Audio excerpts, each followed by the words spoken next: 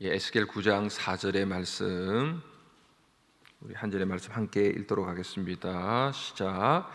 여호와께서 이르시되 너는 예루살렘 성읍 중에 순행하여 그 가운데에서 행하는 모든 가증한 일로 말미암아 탄식하며 우는 자의 이마에 표를 그리라 하시고. 아멘.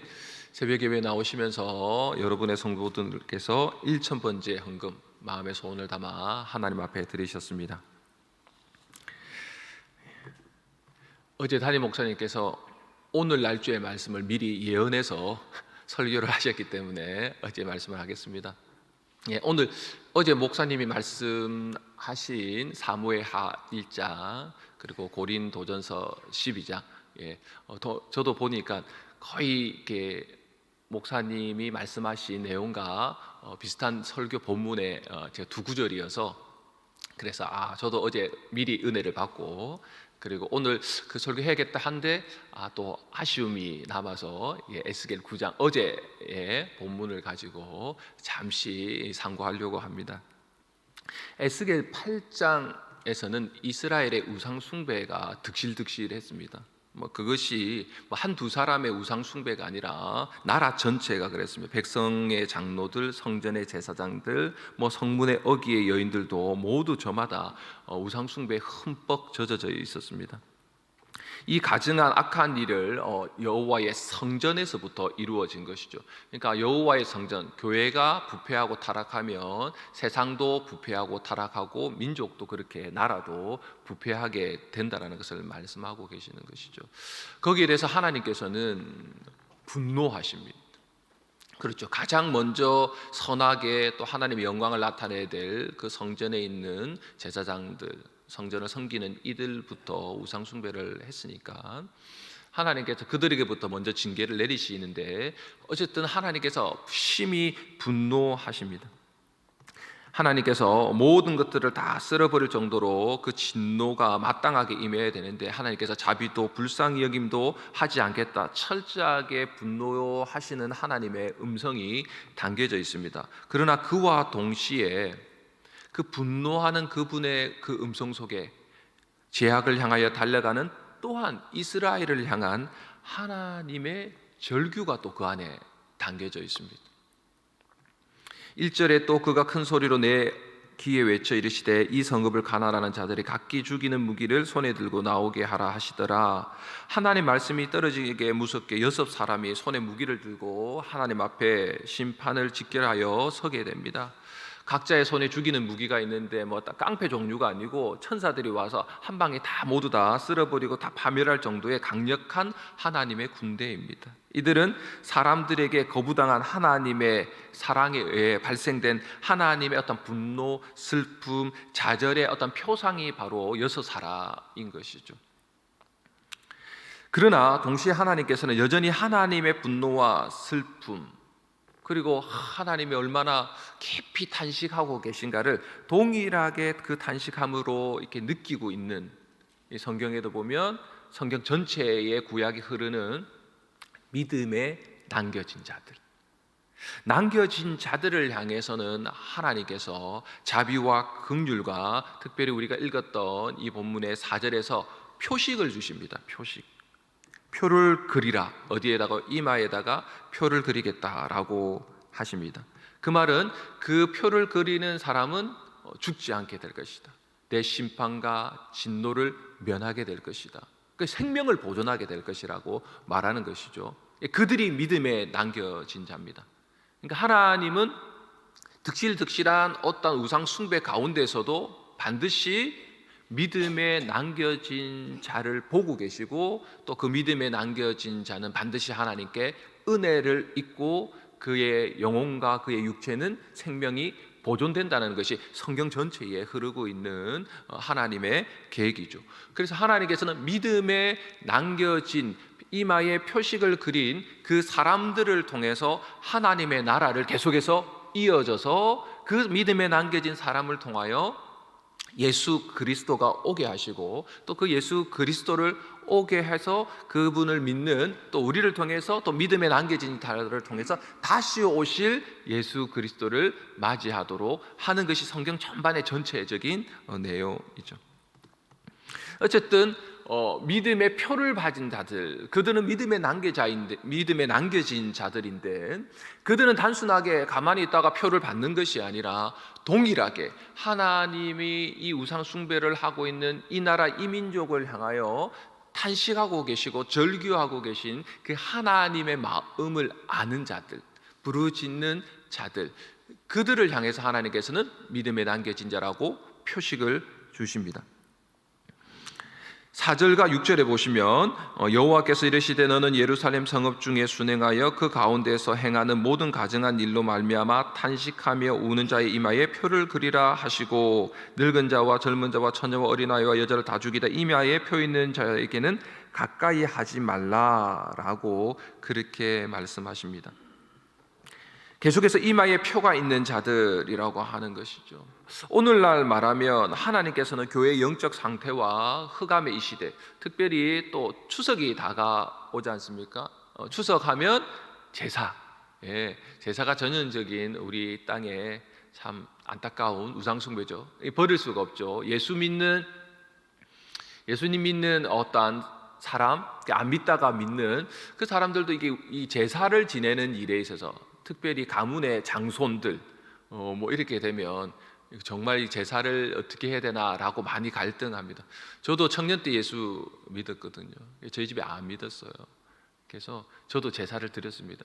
그래서 근데 제사를 드리면서도 계속 마음의 갈등, 이거를 해야 되나, 안 했다가는 아버지한테 한 대 맞을 텐데, 아니면 이건 난리가 날 텐데, 그런 생각을 했죠. 그만큼 우리 안에는 굳이 제사에 보이는 형태지만 우리 안에는 보이지 않는 우상 숭배가 또 있죠. 우리가 돈을 사랑하고 하나님보다 더 사랑하는 것은 우상 숭배이고, 탐욕 또한 너희가 우상 숭배라고 말하는 것이니까 그것이 우리 안에 있죠.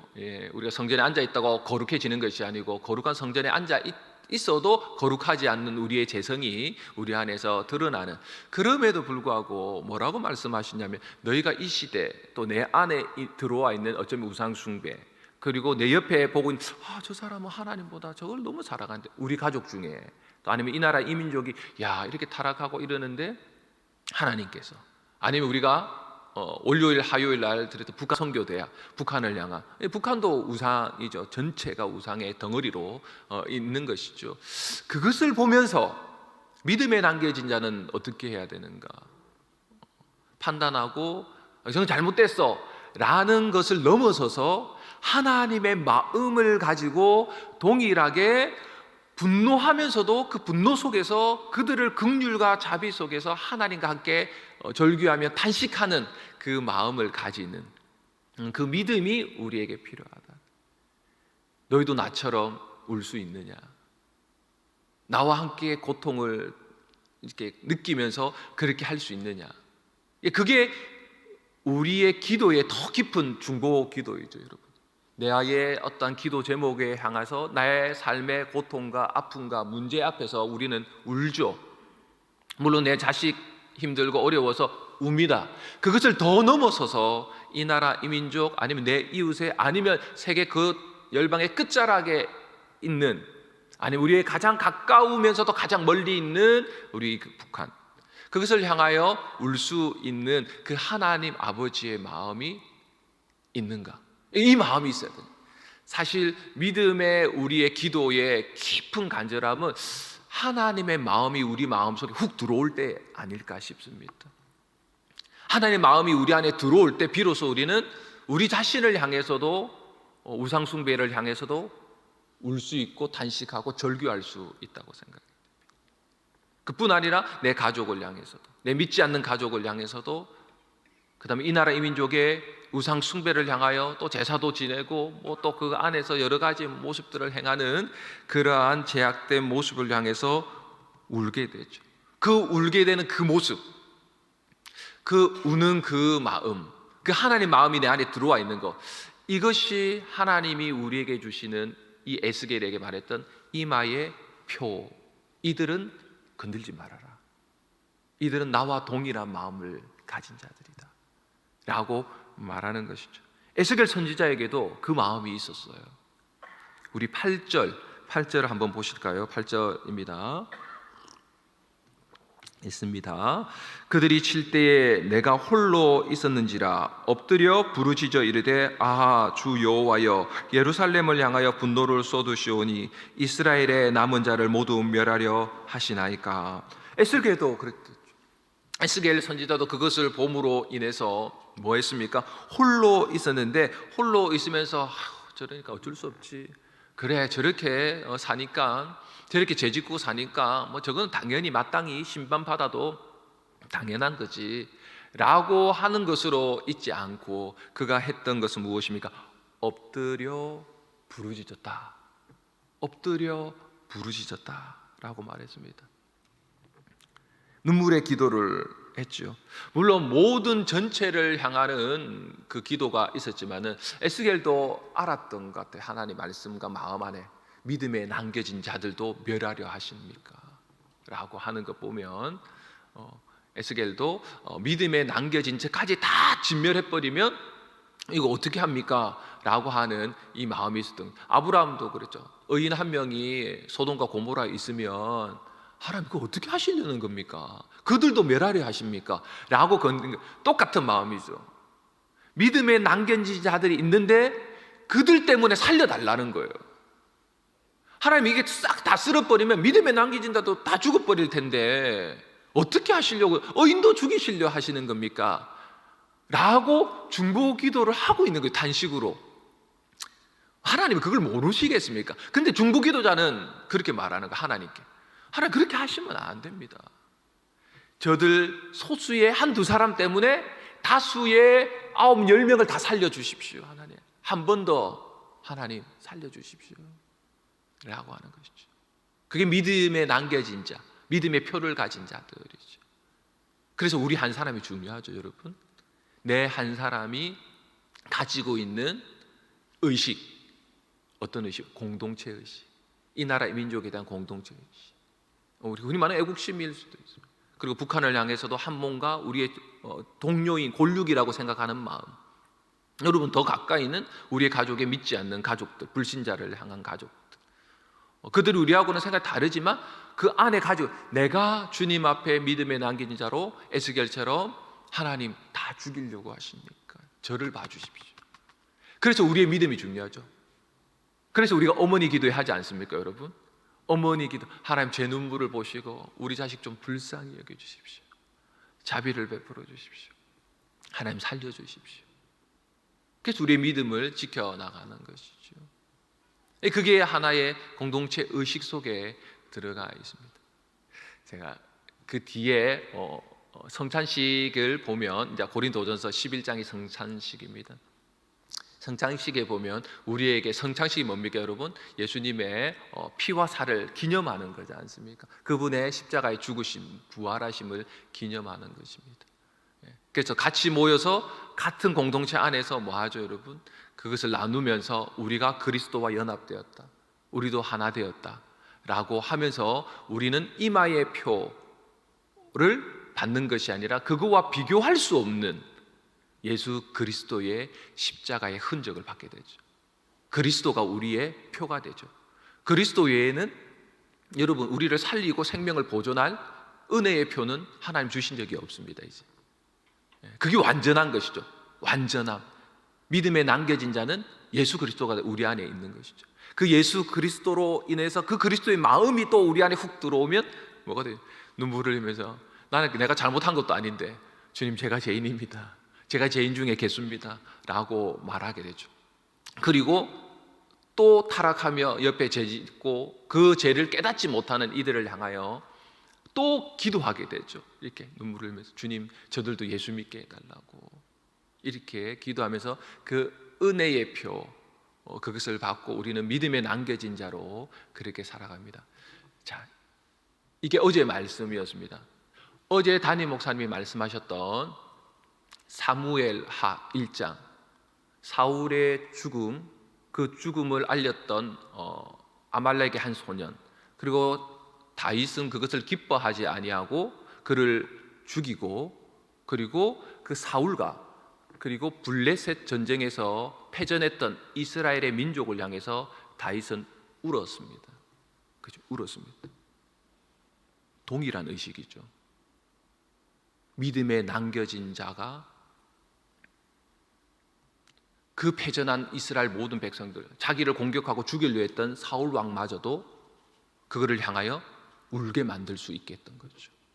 공동체 의식, 믿음에 남겨진 자로서의, 자기 혼자서 믿음에 남겨서 나는 살았어, 와 다행이다 안 하고 울며 단식하며 그렇게 사울 왕을 울었던 다윗. 그리고 고린도전서 12장에 그것을 향해서 뭐라고 합니까? 우리가 같은 지체라. 한 지체가 고통을 당하면 다른 지체도 고통을 당하게 될 것이다.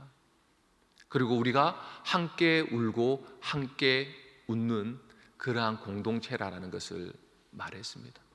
동일하지 않습니다. 성경은 장은 다를지 모르겠지만은 그 흐르고 있는 것이 동일합니다. 왜입니까? 모든 성경은 하나님의 마음을 담고 있기 때문에 그렇습니다.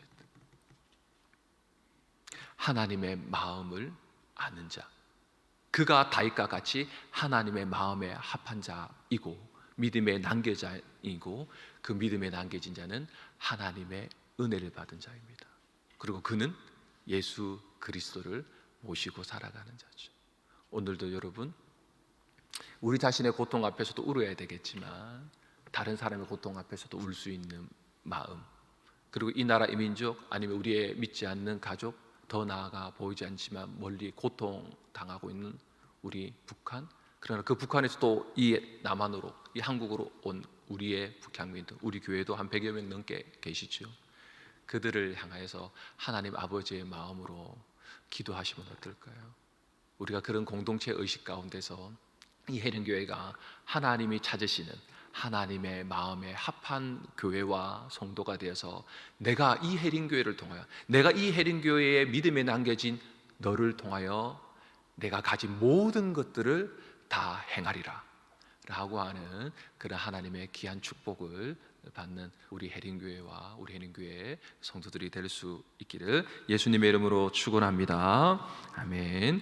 우리 주기도문 하시고 또 우리 기도하시다가 오늘 하루 또 승리하는 삶 살아갈 수 있기를 바랍니다. 하늘에 계신 우리 아버지여, 이름이 거룩히 여김을 받으시오며 나라의 임하옵시며 뜻이 하늘에서 이루어진 것 같이 땅에서도 이루어지이다. 오늘날 우리에게 일용할 양식을 주옵시고 우리가 우리에게 죄진 자를 사하여 준 것 같이 우리 죄를 사하여 주옵시고 우리를 시험에 들게 하지 마옵시고 다만 악에서 구하옵소서. 대개 나라와 근세와 영광이 아버지께 영원히 있사옵나이다.